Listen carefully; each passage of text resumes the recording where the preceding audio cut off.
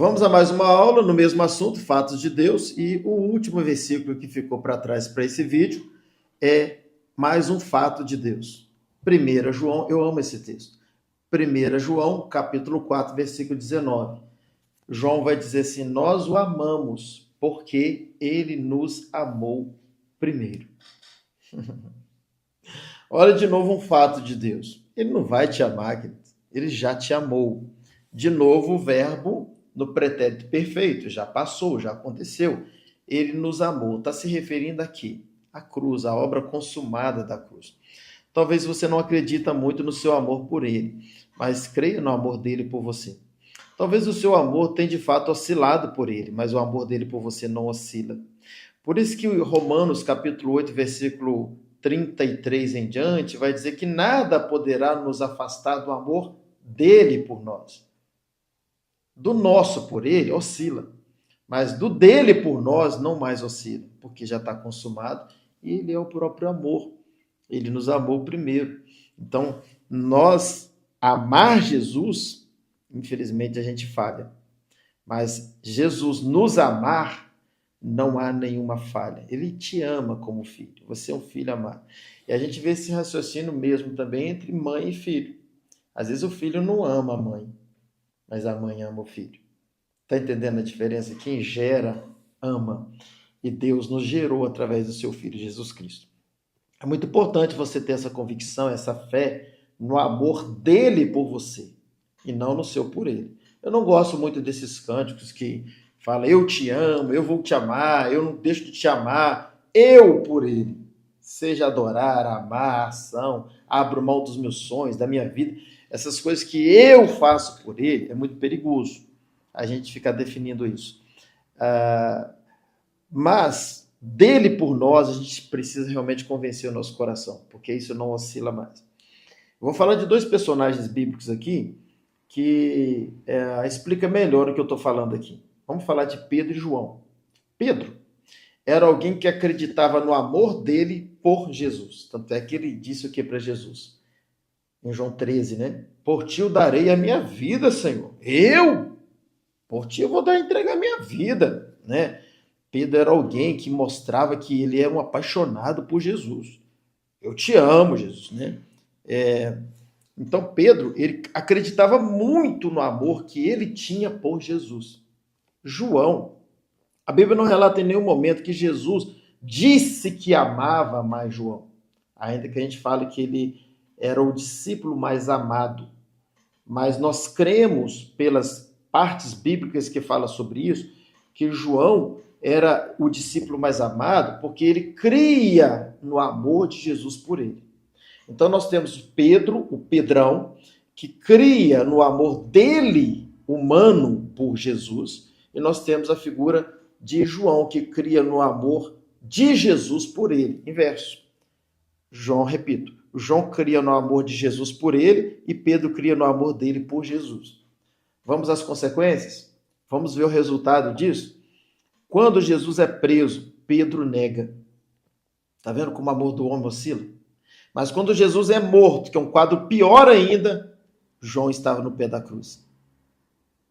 Está vendo? O que nos leva à cruz, o que nos leva à relação de intimidade, é quando a gente crê no amor dele por nós e não no nosso por ele. Está vendo a grande diferença? Bom, é isso. Então nós encerramos aqui os versículos e agora vamos ler um pouquinho aqui para a gente encerrar esse assunto, fatos de Deus. Perceba as conjugações verbais de todos os textos que lemos, na aula anterior principalmente. Uma forma de viver os fatos de Deus é conjugar os verbos no passado. Então vai orar, ore fatos de Deus. Isso vai trazer uma fé muito forte ao seu coração. Ore sobre o que Deus já fez. Senhor, o Senhor já me abençoou, o Senhor já me amou, o Senhor já me libertou, o Senhor já me curou, o Senhor já resolveu, o Senhor já fez, o Senhor já proveu. Tudo numa linguagem de um crer no que já foi consumado. Não do que ele vai fazer, pedindo para ele fazer, mas de um Deus que já fez. Ele não vai nos abençoar, ele já nos abençoou. Ele não vai nos curar, ele já nos curou.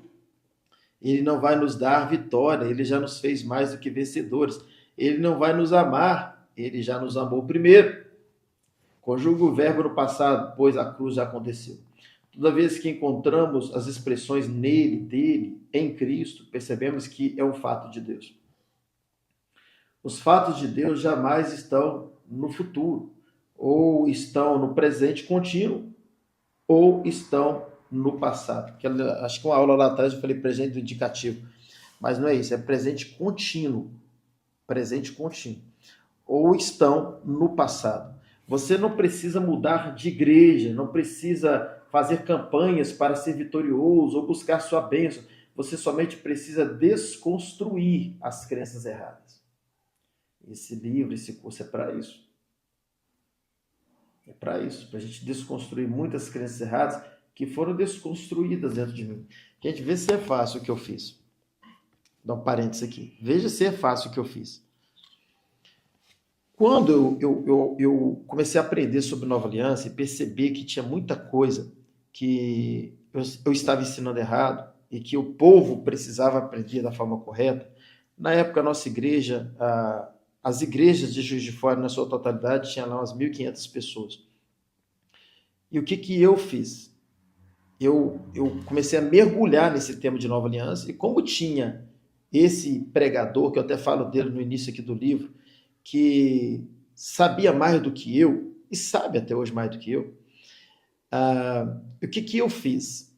Eu o convidei para ministrar na nossa igreja. E ele veio fazer uma conferência de 3 dias. Depois ele veio de novo mais 3 dias para ensinar todos sobre Nova Aliança.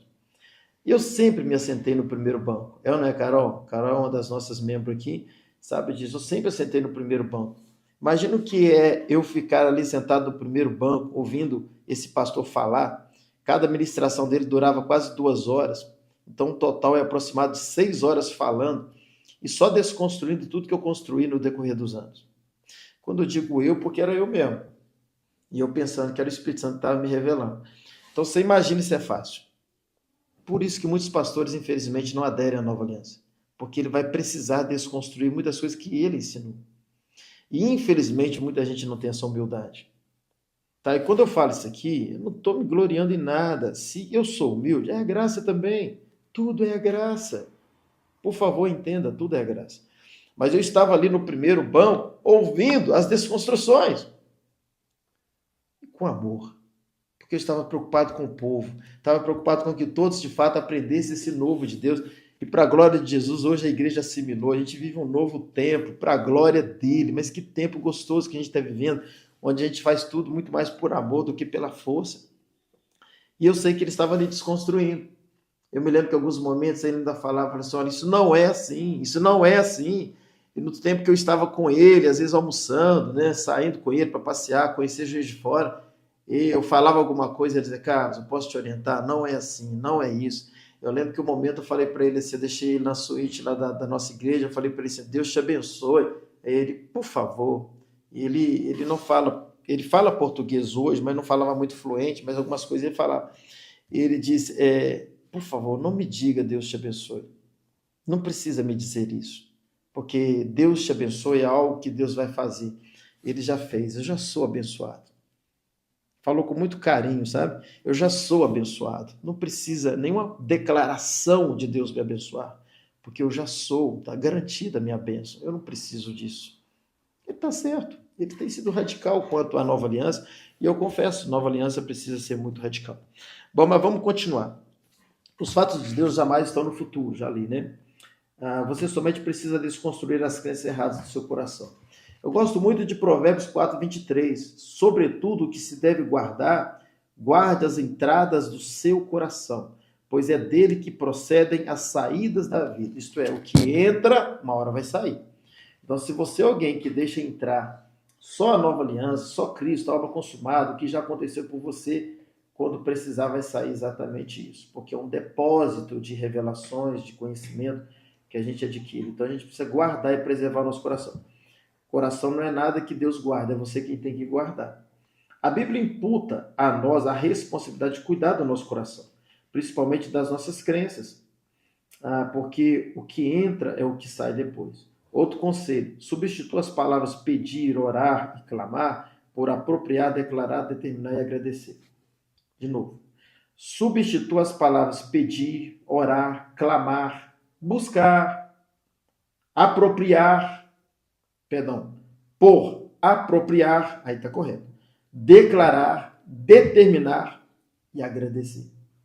Essas 4 últimas palavras, apropriar, declarar, determinar, agradecer, está se referindo a algo que já aconteceu. As demais palavras, a algo que vai acontecer, sendo que já aconteceu. Então, eu não preciso usar essas palavras, e sim apropriar, declarar, determinar, agradecer. Tudo que estiver escrito no passado, podemos trazer para o presente. Nunca ore pedindo por um fato de Deus. Se já é fato, só se apropria. Nunca ore pedindo para Deus fazer o que Ele já fez. Muitas das nossas orações não são respondidas, não é porque Deus é mau, é porque elas já foram respondidas. Ele é tão bom que já fez. E às vezes você está orando para Ele fazer. Eu costumo dizer que quando Deus permite a fome, Ele já preparou o pão. Bom, Deus jamais vai te dar o que Ele já te deu na cruz. Apenas se aproprie pela fé. Bom, encerramos aqui o capítulo de número 4. O capítulo de número 3. Nós vamos entrar agora no capítulo de número 4, que é o nosso último capítulo do primeiro módulo. E aí sim nós vamos encerrar esse primeiro módulo com vocês, ok? Vamos lá, capítulo de número 4. Respirando. Capítulo 4, tudo é Cristo. Esse é o nome, o título do nosso capítulo, tudo é Cristo. Vamos lá. A atitude de justiça própria é vista pela primeira vez antes mesmo da lei, após o pecado. Quando os olhos de Adão e Eva foram abertos, eles viram que estavam nus e fizeram aventais de folhas de figueira para cobrir sua nudez. Gênesis 3:7. Perceba os detalhes. O homem quem fez. Já está errado aqui. Está vendo a ação do homem? O homem quem fez. Segundo, ele fez. Não é que o homem não tem que fazer nada, não tem que agir, não me entenda mal. Eu estou dizendo em relação ao pecado. Não é uma ação nossa, é a ação da cruz. Então vamos lá. O homem é quem fez, já foi um erro. Segundo, folhas de figueira, outro erro. Terceiro, aventais que cobriam apenas parcialmente, outro erro. Agora vamos lá. Esse é o enredo da religião. O homem pensando que pode resolver por si mesmo, justiça própria. Agora veja o que aconteceu quando Deus se encontra com eles. Primeiro, Deus fez. Segundo, da pele de um animal. Terceiro, não apenas um avental, mas uma túnica que cobriu o corpo todo. Está vendo a diferença? Esse é o enredo da cruz. Deus já estava anunciando a morte de seu filho. Um animal inocente morreu, tipificando a morte de Cristo. O sacrifício de Caim não foi aceito porque não era um tipo de Cristo. Talvez você nunca parou para pensar nisso. Caim, ele trazia sacrifício das hortaliças, dos cereais, né, do que ele plantava. Já Abel trazia o sacrifício do cordeiro, de sangue. Por isso que a oferta de Abel foi aceita. Gente, a Bíblia toda aponta para Cristo. Eu não tenho todas as revelações que apontam para Cristo. Talvez eu vou morrer, partir para a glória, sem ter todas essas revelações. Mas Velho Testamento, tudo que a gente lê, o próprio Novo Testamento aponta para Cristo. Antes o homem era salvo porque cria no Messias que viria. Hoje o homem é salvo porque cria no Messias que já veio. Tudo é o Messias. Tudo é Cristo. Então, a oferta aceita é porque ela tipificava Cristo. A outra oferta não tipificava. Por isso que a oferta de Abel foi aceita e não a oferta de Caim. Vamos lá. O sacrifício de Caim não foi aceito porque não era o tipo de Cristo. O de Abel, sim, pois era sacrifício de animais, que tipificava o animal que seria morto, que é o próprio Cristo. Em Hebreus 12, 24, a Bíblia diz que o sangue de Jesus é mais poderoso do que o sangue de Abel. O texto não está falando do sangue de Abel como pessoa, mas do sangue dos animais que eram sua oferta de sacrifício. Ele está dizendo que, olha isso aqui, que o sangue de Abel era a promessa. O sangue de Abel não é que Abel morreu, não. É o sangue dos animais que eram mortos que Abel sacrificava. Aquele sangue era menos poderoso do que o sangue de Jesus, é claro. O sangue de Jesus, Hebreus vai dizer que é mais poderoso que o sangue que Abel oferecia. Por quê? Eu falei disso nas aulas anteriores. Porque o sangue que Abel oferecia era uma promessa da cruz. Mas o sangue de Jesus é a própria cruz. É o fato de Deus. Amém. A partir da cruz, todo homem é salvo pela graça, por crer no Messias que já veio. Eu já disse isso aqui agora. Mas antes da cruz, todo homem foi salvo por ter crido no Messias que viria. Eles não eram salvos pela lei, como muitos pensam, pois a lei nunca teve o poder de salvar ninguém. A lei não salva. Só Cristo salva. Só Cristo é o mediador entre Deus e os homens. Agora vamos falar um pouquinho sobre a Torre de Babel para a gente terminar essa ministração aqui dessa aula. Vamos lá. Torre de Babel. O que Torre de Babel tem a ver com Cristo Jesus amado? O que torre, pastor, tem a ver com a cruz? Vamos ler? A torre foi feita de tijolos queimados, peças simétricas que dependiam da mão humana. Gênesis 1:3. Mais uma vez o enredo da religião aparecendo aqui. Tudo que você vê que o homem faz para se chegar a Deus, enredo da religião. Tudo que você vê que Deus fez para se chegar ao homem, enredo do cristianismo. Enredo da cruz.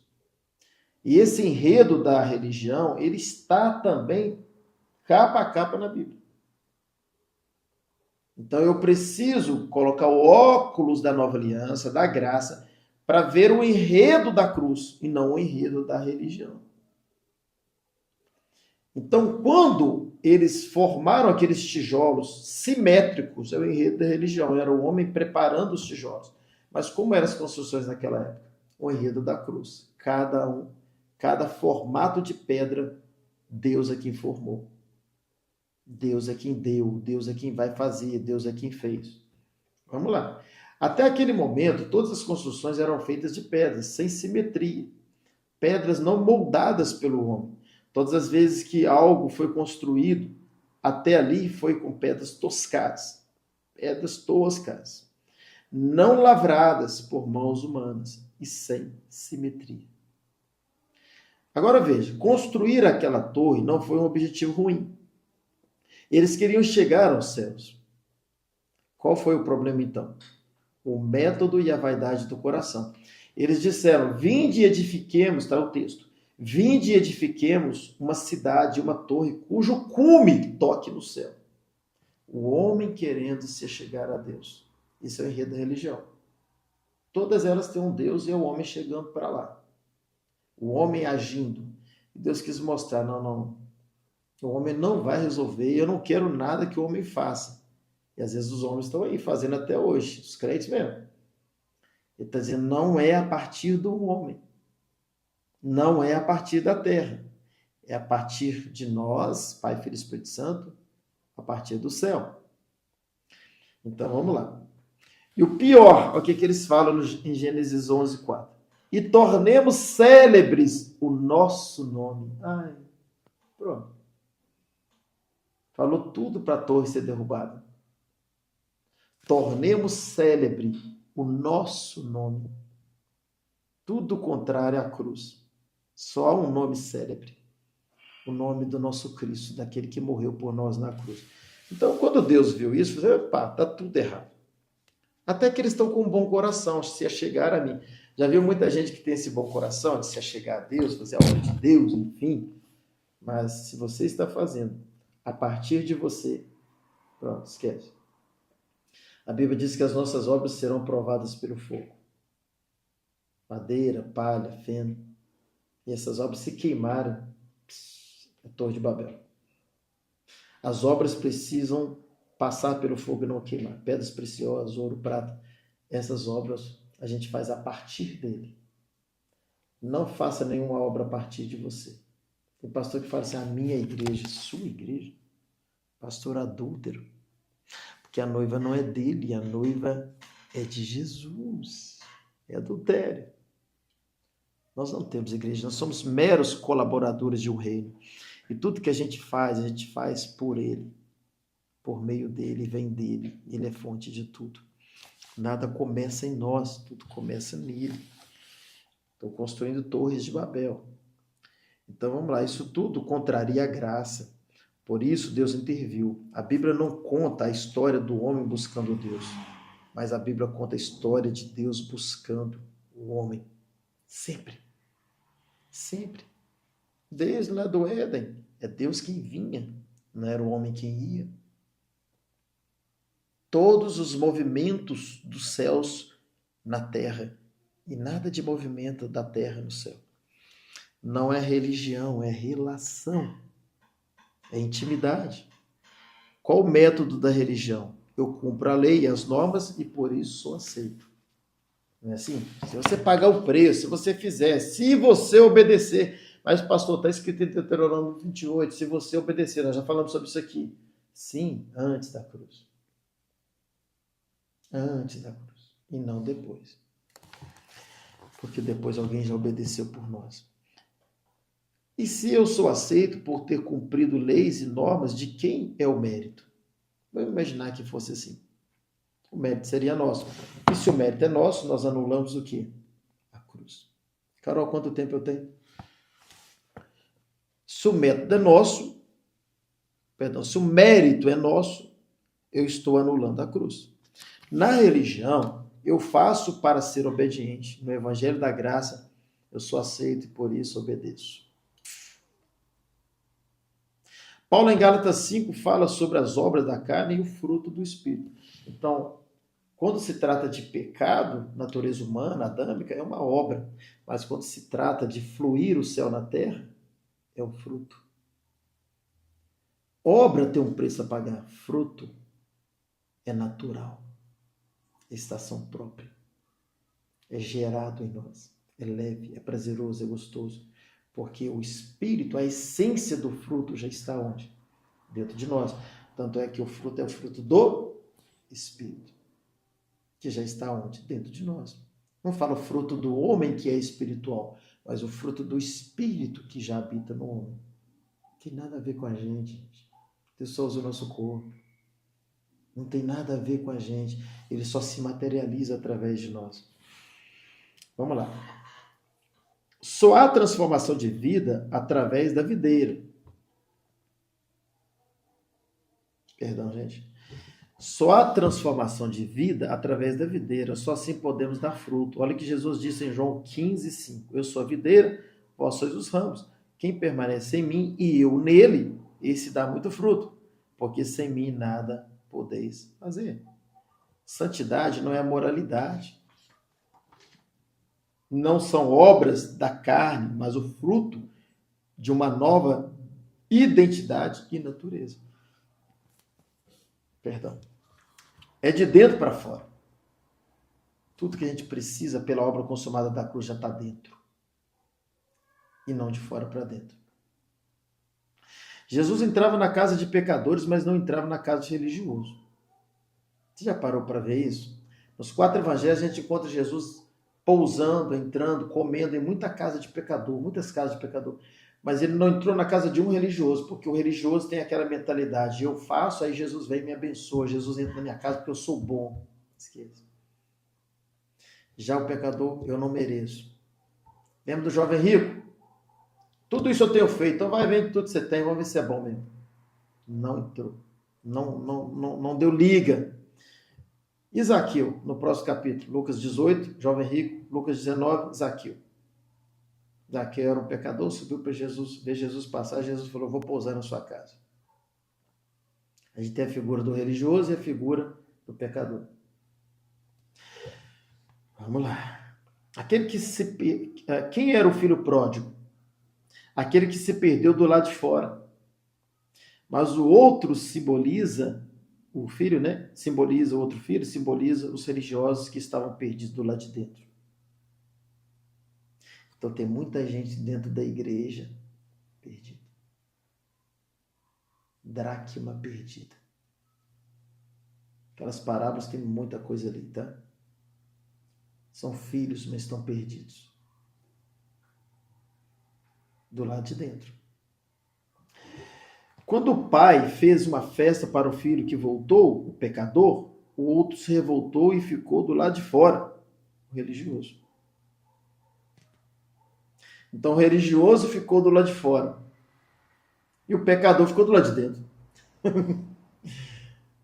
Para contrariar todo espírito religioso. Então tem muita gente religiosa do lado de fora, o pecador está do lado de dentro. Isto é, tem muitas pessoas às vezes que vivem, infelizmente não está tendo vitória sobre o pecado, às vezes está na igreja dele, mas está vivendo uma vida mais de filho do que muitos que buscam viver a vida religiosa, mas não se consideram como filhos de Deus. Não se apropria. Lembra do filho pródigo, o comportamento religioso? Eu trabalhei, eu fiz, eu honro o Senhor, toda ação eu faço. Lembra? Já o filho que foi embora, eu fiz tudo errado, eu fiz tudo bagunçado, eu quero até trabalhar para o meu pai como empregado. Mentalidade de alguém que reconhece que precisa do pai. E é isso que Deus espera de nós. Reconhecer que não é o que a gente faz, é o quanto a gente precisa de tudo que ele já fez.